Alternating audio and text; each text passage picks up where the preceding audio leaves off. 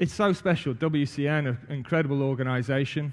They give us a huge amount of support, both financially, emotionally, and practical support as well. All the things that we need. And so many of you are doing the same thing for us. So, painted dogs, African wild dogs, Cape hunting dog, it's the same animal.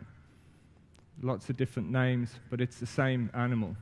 There are fewer than 7,000 left in the whole of Africa. Now, to put that into some kind of context, there are more than 20,000 lion, there are more than 200,000 elephant. So, not that those species don't have their challenges, but when you're talking now about painted dogs, there is a real possibility that they can become extinct in our lifetime. And that's why we firmly believe that, direct action today, every day, is critical.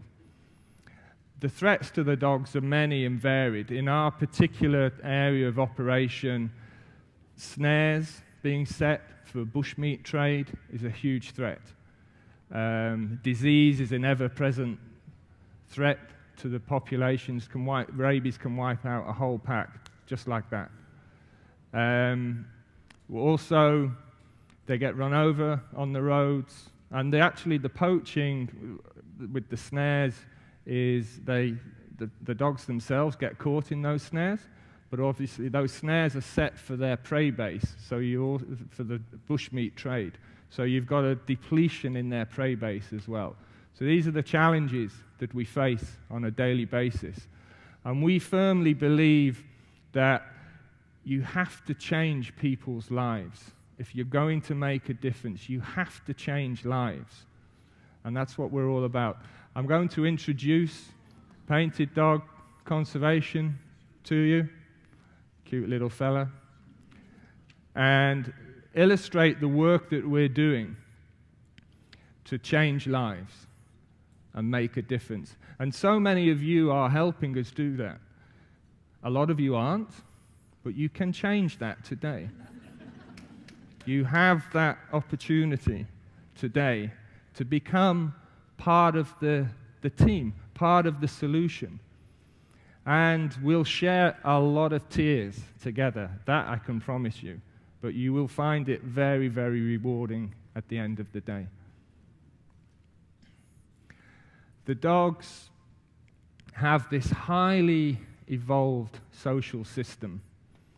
They're led by an alpha male, alpha female, and the female is the top dog in the pack. But it's very easy to fall in love with them because of these social skills that they have, this caring for the sick, the old, and the pups. We don't always take them home with us. Occasionally we do. And in this case, I wasn't actually taking her home. I'd just removed the collar, and you can see, maybe you can see just up there, that's the rest of the pack. They just sat around waiting for me to take her back. But quite funny, earlier in the year I was here with my chief tracker, Jealous, and a lot of you know Jealous. You've come out to the bush with us and spent time with us. And we went through immigration. I went through quite quickly. I've got a British passport. They don't hassle me too much. Jealous was there for ages, and he's got his phone out, and he's showing this guy pictures, and there's all sorts going on. And finally he came through, and I said, what took so long? He said, the guy, he's asking me all these questions, and I've shown him pictures of the dogs, and this, that, and the other. And as a consequence, we had to now go and join this other line, because this guy was convinced that we're like handling dogs all the time. And I'm like, no, we don't handle them at all. And then an hour later, I was giving a presentation, and I put that slide up. So anyway, they were not there. So as I say, very evolved social system. Alpha female is the top dog.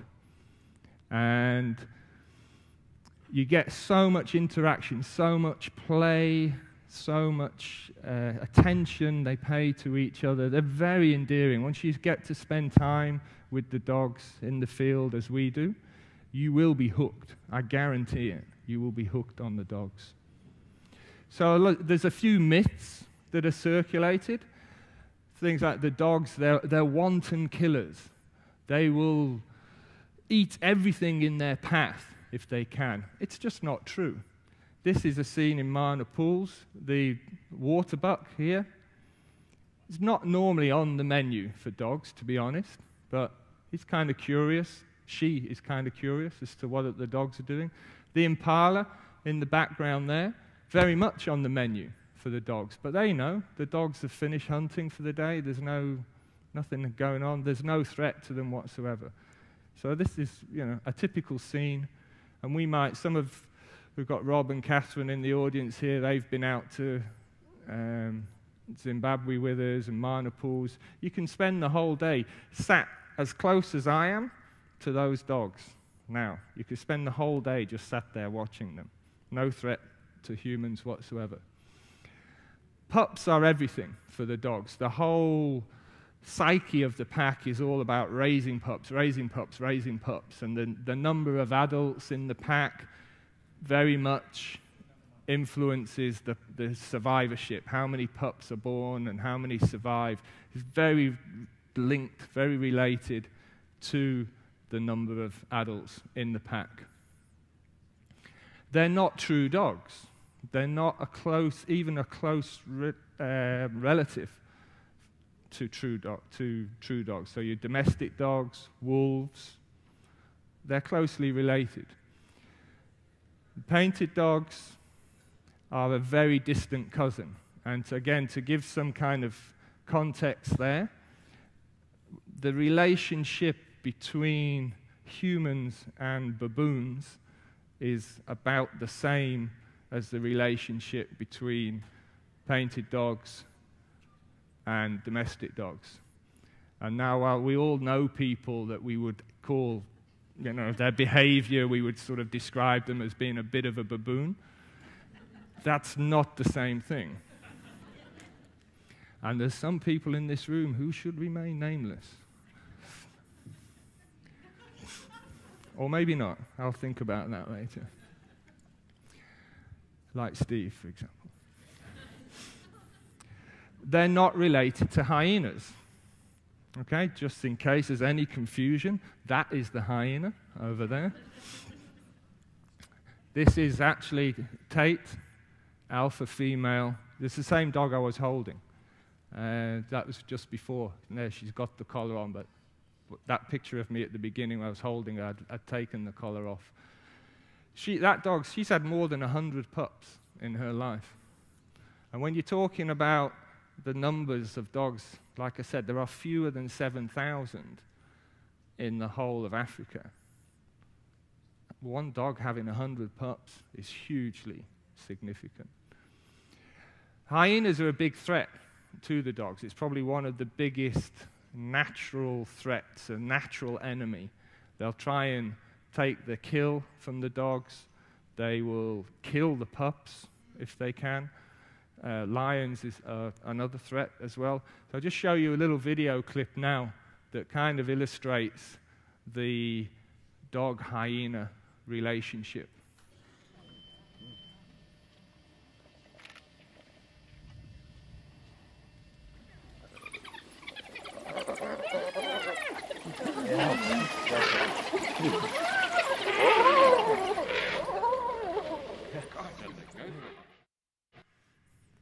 So you see, with dogs, it's all about numbers. The dog itself is much smaller individually than the hyena. One dog can't really take on a hyena, although they do. They're pretty tough characters. So it's all about numbers for the dogs. The pack is everything. The more dogs, the more adults, the more pups survive.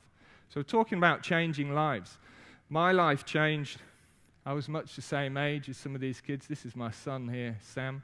I was about 8 years old, growing up in the UK, and I watched a documentary on TV called Solo. And it was a film shot in the 60s in the Serengeti. by Jane Goodall and her husband at the time, Hugo Van Lowick. And it was all about this one little dog that kind of got left behind, and very emotional story. And I should have known then how emotional life with the dogs is, but I was hooked. I was hooked on the dogs. Probably I already had an interest in wildlife, I'm sure, otherwise not likely that I would have been watching that program. But I was really hooked. Fast forwarding a few years, I reached a point in my life where something needed to happen, something needed to change. I was living with my girlfriend at the time, and we had this apartment there in Bournemouth, in England, the south coast of Bournemouth, and I had a nice life, and we were decorating. I was on one of those little step ladders, and I had those kind of tray with the roller thing, and I'm there, and I'm like, on the step ladder. Oh, is that the mic? I won't paint so much then. I'll paint with that. I was painting with that hand. And I just thought, oh no, is this it? Is this my life? Is this what it's going to be? Maybe it was the color of the paint. I don't know. But I had to put the thing, and I said, we really need to talk. And that didn't go down too well, in all honesty. And I didn't finish painting the wall. But I ended up in Zimbabwe and painted dog conservation that you know, those of you who have been there and seen what we do, became a reality. We're situated here. This is Zimbabwe, a little bit of geography for you. Botswana, South Africa, Mozambique, Zambia. So we're Zimbabwe, Wangi National Park here is where we conduct most of our activities. It's where that's like the core of our operating area. But we do work up in the north there, Mana Pools as well. iSpot, talking about life-changing. iSpot was the first dog that I ever saw. He'd left his pack. He was with his brother, Arrow, and Arrow was the alpha male. Crescent was the female. Arrow got killed in a snare. Crescent was at the den. She had pups. So iSpot is now on his own and he's hunting. And he was a phenomenal hunter. And you'd think all of them would be good hunters. And to a greater or lesser extent they are, but some stand out as being exceptional, and he was. And he was hunting phenomenally on his own. Crescent then was able to leave the den to help him, and she got snared. Luckily, in her case, it was around her leg, and later we were able to immobilize her and remove that snare. But for a while, he was back on his own again. And he raised 6 of his brother's pups to adulthood. Not his pups, they're his brother's pups. But he still, he had all the reason in the world just to abandon that whole situation and go off and find a girl of his own. But he didn't. He stuck with it. The following year, the whole pack, iSpot included, was shot and killed by farmers just down the road from where we are. So iSpot's story is featured in our visitor center there in Wangi that, again, many of you have visited. And it depicts the trials and tribulations, the life of the dogs, and featuring his life. And it features also the relationship of all the species and how they coexist together. And they live in harmony. And if it were not for man, they would get on quite fine. Thank you very much. Everything we do is based upon a deep understanding of the dogs. That underpins all of the work we do. We spend hours, days, weeks, months, years observing the dogs, monitoring their behavior. We have high science. We've got a collaboration with Stanford University ongoing at the moment regarding the genetics, the sequencing and assembling the whole genome of the dogs that is going to open up so many avenues of possibilities that will be very significant in terms of the conservation and management of the populations going forward. Changing lives is the theme. This is Vasili. She was a dog that we knew not very well. Jealous had seen her around, but not very often, with some other dogs, and we were just kind of trying to get an idea, of trying to get a bit of a handle and understanding of that pack. And she turned up at our rehab facility on her own. We had other dogs in the facility, and clearly she wanted to be with them. Something had happened. We never saw the rest of that pack again. So we brought her in to our rehab facility. We integrated her to the dogs that were there to create a pack and release them back into the wild. And we lost track of them for a while, and then she turned up one day with her mate and 6 pups. And those 6 pups, Socks is one of them. This is Socks. Socks is the alpha female now of the main pack in our study area. Socks herself has had more than 30 pups already. And the other dogs from Vasili's first litter have gone on to create pack after pack after pack, have pups and everything. So that single intervention, saving that one dog's life, saving Vasili's life, has contributed now more than 100 dogs into that Wangi population. That's how significant one individual is. This is this year's pups. These are Socks pups from this year. She had 13 pups this year. And when we left Zimbabwe, they were still all alive, which is quite interesting to compare.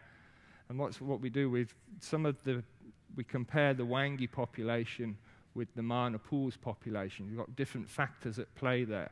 And it's quite interesting to see the survivorship of the pups at the moment in Wangi, though the number of adults are fewer, the survivorship of the pups is greater because they don't have the pressure from the hyenas. The hyenas have taken 3 of the pups from our main study pack in Mana Pools.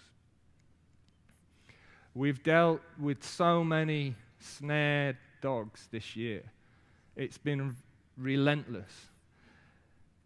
I'll move on to a less gruesome picture. That same dog, that's Cusp, alpha female of our broken rifle pack. She's had 8 pups this year. We saved her life. It got to her, removed the snare. The wound, it looks quite grisly, but it wasn't so bad that we needed to bring her in to our rehab facility. And those are decisions that we make on the fly, in the field. We have, I think Jim's in the audience there. Jim's a vet, and we rely on support, advice from professionals like that, like Jim. And we can make a decision then on the ground. I've actually now employed a vet because it was starting to get out of my, I was getting out of my depth on a lot of occasions. Not that that stops me from just dealing with what I have to deal with, but it's better to have somebody that really knows what they're doing. And again, an example, we saved her life. She's the alpha female. She's had pups this year. This dog died, her back broken in the snare, and she died there. This is 2 weeks ago.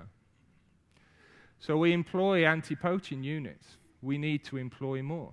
These are areas where you can help us, where you can get involved. Yeah? It costs $350 a month for this guy's salary. It makes a big difference.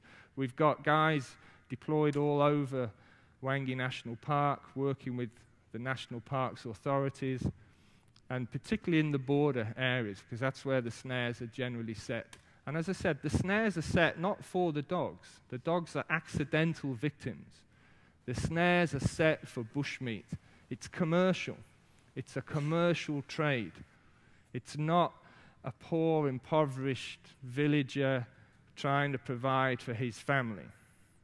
It is at some level, but it's largely commercial. We recently made an arrest of a poacher who was selling meat And we also, we got a tip-off, and we went with the police, and there was a raid. David, who some of you have met David, and I'll introduce him in a moment, was involved with that. And we also arrested the woman who was buying the meat. And she was quite a well-off, relatively speaking. She was a well-off person, nice house, car. She had 2 sons that lived and worked in England.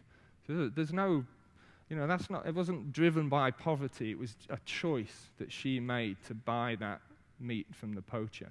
So that's what we're dealing with on a daily basis. We want to get more guys. We need to get more guys in the field. But education is the long-term solution, working with the children. We have more than 1,000 children a year that come through our bush camp program. These kids, they grow up on the edge of Wangi National Park. And if they've had any interaction at all with wildlife, it was probably negative. It was probably lions killing livestock or elephants, crop raiding. So you can't expect these kids to grow up and let alone care about the wildlife, when what we need is for them to take action to protect the wildlife. Well, they don't even, but we're changing that. We've had now more than 10,000 children now have come through our program. They come for 4 days, and if nothing else, they leave with an appreciation, they leave with a connection. They've connected somehow with the wildlife. It now means something to them. Hopefully, nobody looks after or protects anything unless they understand and love it. And that's what we're trying to instill in these kids. We introduce new concepts to them. Never seen a computer before. I can imagine, I don't suppose there's anybody in here who hasn't even got a computer, let alone seen one. So these are all new things. They're learning experiences. For these kids, it's like going to Disney. It's a lifetime opportunity that they cherish, and they thrive upon it. We extend that work out into the communities. We have these conservation clubs, and it's action that the kids now take in the communities. Anti-poaching, they do go out and remove snares. These kids go out into the forests around their home and remove snares. We had the story of one young girl that I've written up, and some of you have read it because I put it out in one of our newsletters. This kid going out after being at the bush camp, going for a walk in the forests around her home, finding snares. She found a kudu, which is a large, sort of medium-sized antelope, alive in the snare. And rather than have it killed and eaten in the pot, she got her parents, the village elders, to release the kudu and let it go, and went even further and had the poacher who'd set the snares, she had him arrested, an 11-year-old kid.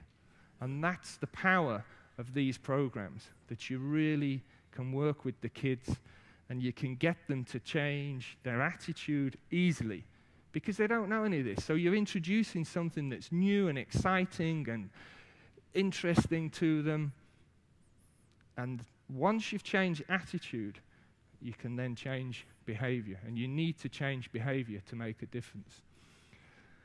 We have a lot of community development programs, water being a very key, life-changing commodity. There's not a person in this room that can't go home and turn a tap on and there's clean water, drinking water that you can have there. But in these villages, it's life-changing. And alongside these boreholes, we develop garden projects, self-help schemes, because I'm sick and tired of these aid agencies that just give. It's a handout. Here's food. David, who's in the audience, Jealous, who some of you have met, will tell you how damaging that is in the society. And it actually rewards the poaching element. The guys who are trying hard, they're trying to plow their fields, grow crops, provide for their families, they don't get the handouts. The handouts are politicized as well. Yeah?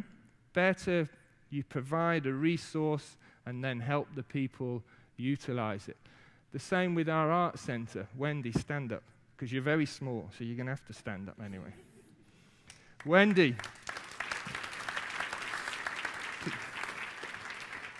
She used to be a trapeze artist. Okay? Ended up, I met Wendy 18, 19, maybe 20 years ago. I'm not exactly sure. We're too old to remember these things now. And Wendy established this art and crafts program for us. Some of you, if you visited our table, you'll see some of the items are on sale there. And if you visit Wendy's table outside, Africa Matters table, you'll see even more. It's an income-generating project. We started off with the snares, the very snares that our anti-poaching units were removing from the bush. We got artisans, we took them away from carving. You got these typical African curios made from wood. We took them away from that because that's negative. It's damaging to the environment at the end of the day. Retrained them to work with wire, and it's taken on a life of its own, where we supply all these beautiful sculptures, baskets, artwork, and it creates income. It's income-generating projects. We have more than 20 artisans working at that establishment, and we work also with the women in the communities as well, making some of these projects, baskets, all that kind of thing. Doesn't make us any money. We just about cover the cost of doing it. But it's a very important income-generating project for the local villages. We run vaccination clinics, not of the domestic dog, not of the painted dogs, but of the domestic dogs.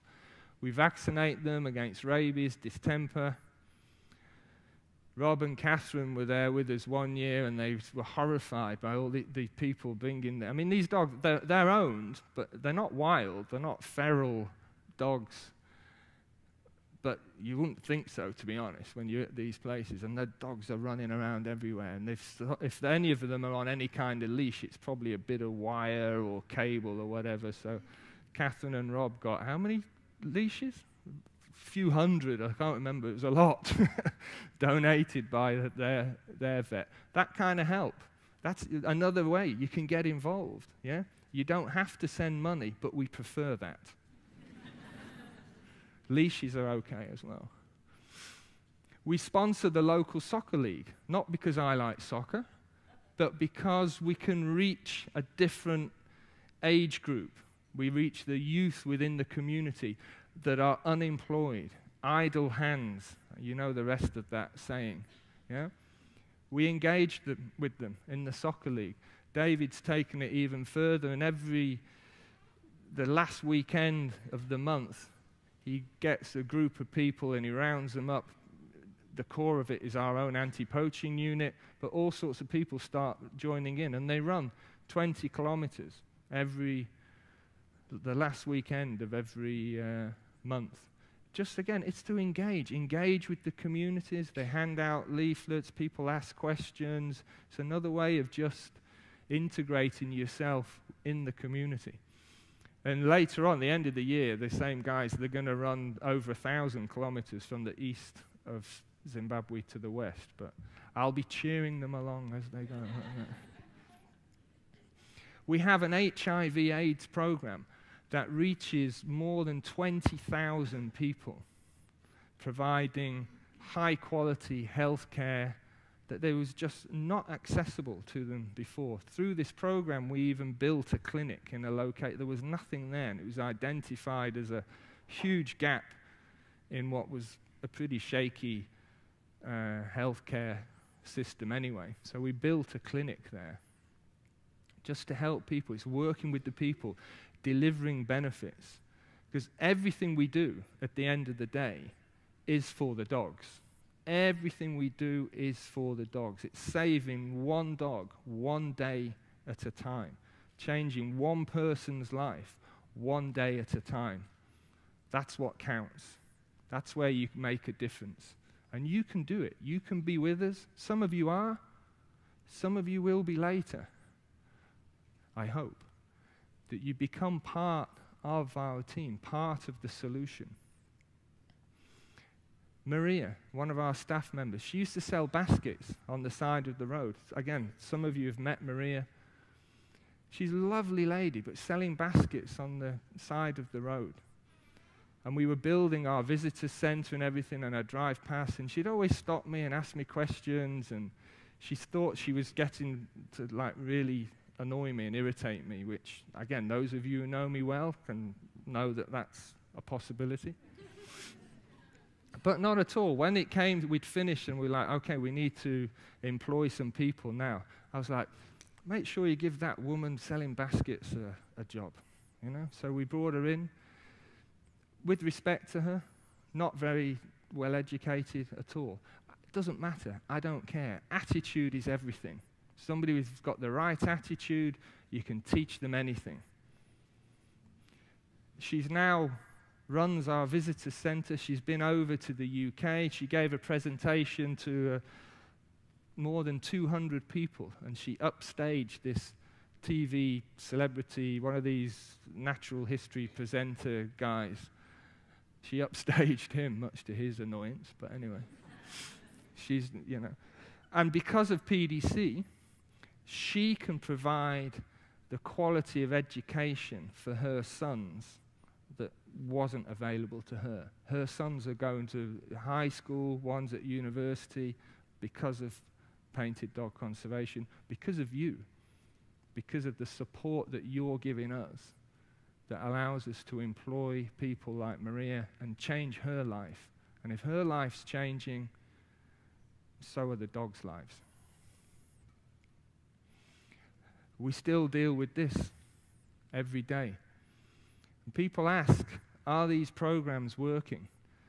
That incident with that snared dog, that was an alpha female of a pack. End of the pack. The alpha female's killed. That's the end of the pack. And Jealous and my education team, they took that dog to the chief. The chief was having a meeting. And they took the dog to the chief and they laid it down. They're like, look what you're doing. What has this dog done to you? Look at the benefits that this dog has brought your community. And this is what your people are doing to it. The result, 44 or so people came forward, volunteer to do anti-poaching patrols. More than half of them had been to our bush camp when they were 11-year-old kids. And the other half were parents, our parents, of children who have either been to the bush camp or will be coming to the bush camp in the not-too-distant future. Those are the differences that you can make. Changing lives, making differences. We've even employed now. 2004 was the first year that we ran the bush camp. So those first kids are now getting to the age where we can employ them. So we employ some of these people now. And it's an absolute policy. We have a policy of employing from the local community anyway, but we're now targeting that even more to those that came to our bush camp. Because at the end of the day, as I said, it's about the dogs. It's about changing a life, one day at a time, one dog at a time. You can become part of that. And like I said at the beginning, I guarantee you will shed a lot of tears.